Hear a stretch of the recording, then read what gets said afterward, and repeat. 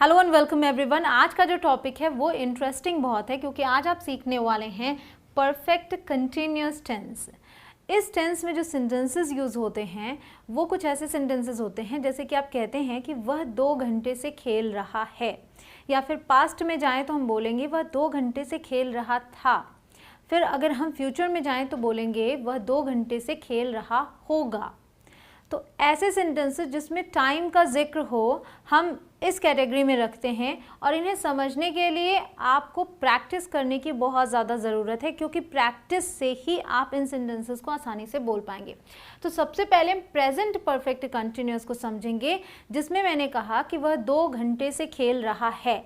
इसमें क्या समझ में आया कि जो क्रिया है वो पास्ट में शुरू हुई 2 घंटे पहले, और 2 घंटे से वो क्रिया चल रही है और अभी भी कंटिन्यू है। This tense is used to describe an action which started in the past, ठीक पास्ट में शुरू हुई, and is still in progress, और अभी भी चल रही है, ठीक। तो वह 2 घंटे से खेल रहा है। देखिए एक सेंटेंस यहाँ पे, he has been working at the office since morning। इसका मतलब है वह सुबह से ऑफिस में काम कर रहा है। तो अभी मान लीजिए दोपहर है या शाम है, बट मैं बोल रही हूँ कि वह सुबह से ऑफिस में काम कर रहा है।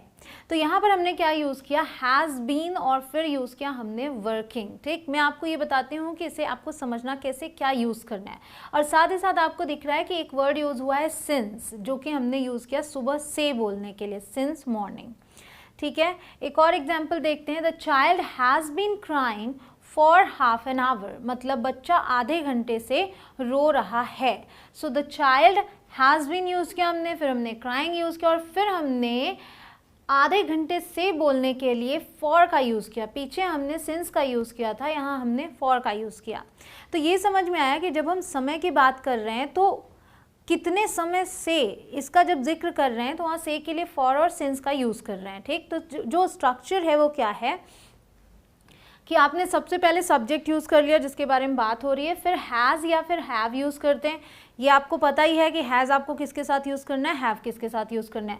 फिर इसमें एक एक्स्ट्रा चीज़ आ रही है बीन, ओके। तो बीन यूज़ करेंगे, फिर हम वर्ब की आईएनजी फॉर्म यूज़ करेंगे। जैसे आपने देखा क्राइंग यूज़ किया हमने। फिर हम अगर ऑब्जेक्ट है तो ऑब्जेक्ट यूज़ करेंगे, नहीं है तो हम सीधे यहाँ पहुँच जाएंगे। तो सिंस या फिर फॉर यूज़ करना है, फिर वो टाइम यूज़ करना है जिसका जिक्र हो रहा है। क्लियर है यहाँ तक? तो ये भी आपको पता है, मैंने बताया है कि सिंस और फॉर का यूज़ हम कब कब करते हैं। सिंस का यूज़ हम करते हैं with a point in the past, जब आप निश्चित समय की बात करें, जैसे कि सिंस 2 o'clock। अब पता है कि 2 कितने बजे बजते हैं, राइट। सो 2 बजे से बोलना है सिंस 2 o'clock। सिंस 2010, एक डेफिनेट टाइम दे रहे हैं हम यहाँ पे। Since Monday, since January, since yesterday, since morning, सुबह से। तो आज की सुबह की बात की, सिंस मॉर्निंग। तो ये सभी निश्चित समय हो गए। और फॉर हम यूज़ करते हैं with a period of time, जब हम ड्यूरेशन की बात करते हैं। जैसे मैंने कहा ना, for 2 hours, okay, for half an our, तो ये ड्यूरेशन है। ये नहीं बताया कि कितनी बजे से, सिर्फ ड्यूरेशन बताया कि आधे घंटे से, 2 घंटे से। तो देखिए फॉर 10 years, मतलब 10 सालों से। फॉर 3 hours, 3 घंटों से। फॉर 3 days, 3 दिनों से, कोई हम निश्चित समय नहीं बता रहे हैं। फॉर 4 weeks, 4 हफ्तों से। फॉर 2 minutes, 2 मिनट से, ये भी निश्चित नहीं हुआ। फॉर 2 minutes, तो ये आपको समझ में आ गया सिंस कब यूज़ करना है, फॉर कब यूज़ करना है। क्लियर? तो अब एग्जाम्पल देखते हैं। You have been practising yoga, you के साथ हैव आएगा इसलिए हैव बीन किया, फिर प्रैक्टिसिंग किया, वर्ब में आईएनजी।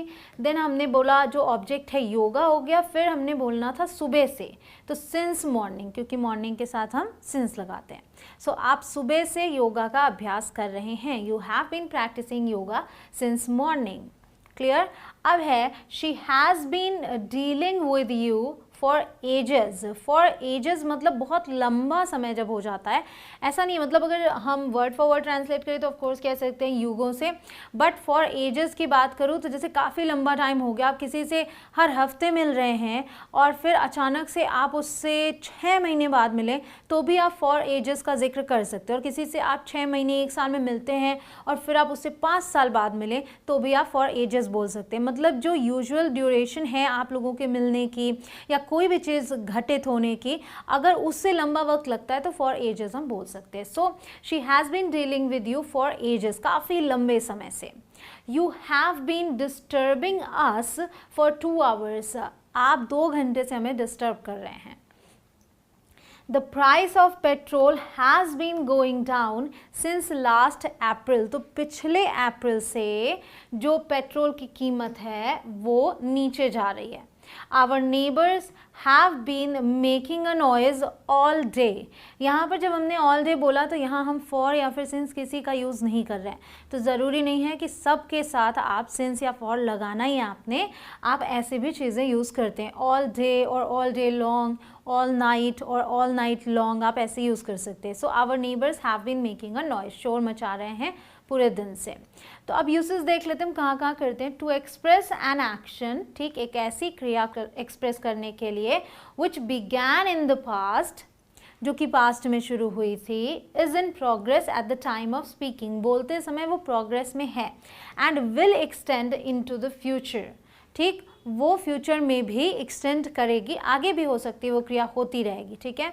तो देखिए, the workers have been digging up the well for the last 6 hours, कर्मचारी पिछले 6 घंटे से कुआं खोद रहे हैं। The workers have been digging up, dig up means खोदना होता है, और वेल का मतलब आप जानते हैं। फिर हमने फॉर यूज़ किया क्योंकि हमने 6 hours की बात की है, केवल ड्यूरेशन है, ठीक। फिर अगला क्या यूसेज है, to denote an action which began in the past has been just completed.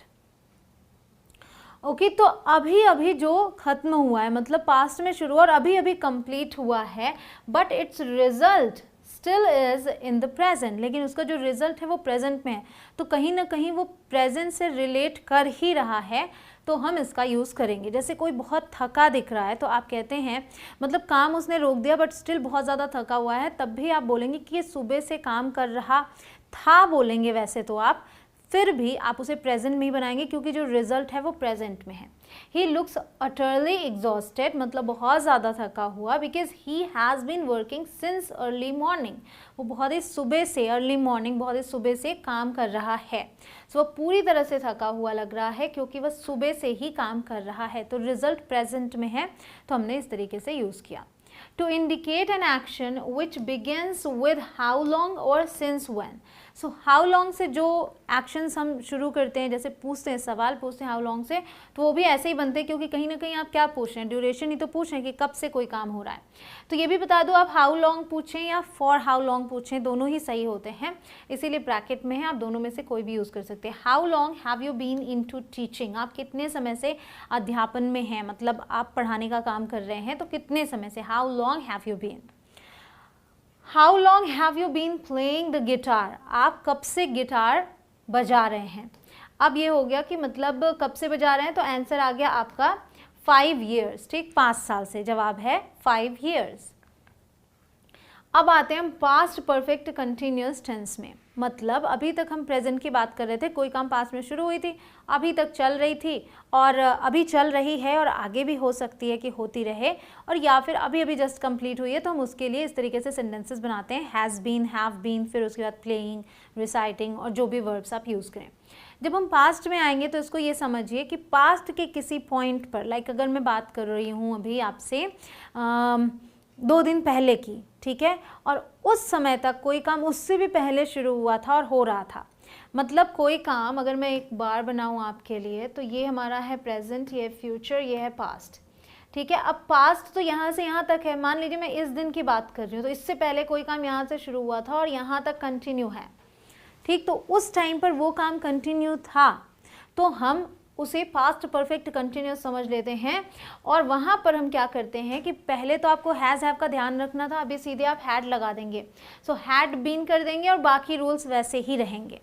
So the children had been playing for many hours. अब आपने देखा कि हम यहाँ पर सेंटेंस कंप्लीट कर दे रहे थे, लेकिन क्योंकि आप बात कर रहे हैं या तो उस समय का जिक्र जैसे हो रखा है कि यहाँ पे आपका पास्ट है, हम इसकी बात कर रहे हैं, तो बार बार आपको ये सब मेंशन करने की ज़रूरत नहीं है। लेकिन अगर आप एक एक्शन बता रहे हैं तो आप इसी तरीके से तो बोलेंगे ना, मेरे घर पहुंचने से पहले बच्चे कई घंटे से खेल रहे थे, तो मेरे घर पहुंचने से पहले, तो मेरा घर पहुंचने का समय ये है, उससे पहले बच्चे कई घंटे से खेल रहे थे, तो ये जो कंटिन्यू था काम, उसके लिए हम बोल रहे हैं। फिर हमने ये बना लिया, फिर बोला बिफोर आई रीच्ड होम, तो बिफोर आई रीच्ड होम, जो काम मैंने बताया मेरे घर पहुंचने से पहले, तो इसको हम बनाते हैं जैसे पास्ट सिंपल के सेंटेंसेस आप बनाते हैं सेकेंड फॉर्म यूज़ करके।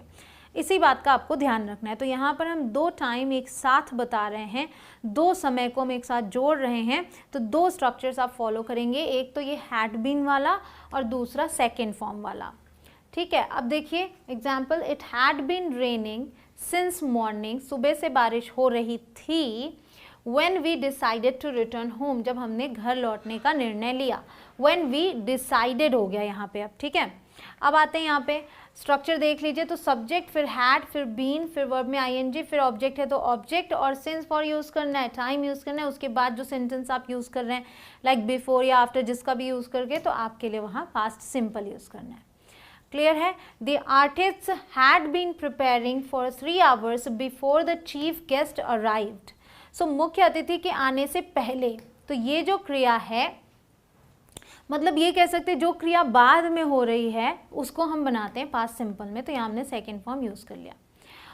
He had been working for 5 years when he retired, जब वे रिटायर हुए तो 5 साल से काम नहीं कर रहे थे। He had not been working for 5 years, हो सकता है वो 10 साल से काम कर रहे थे, ये कहना चाह रहे हैं।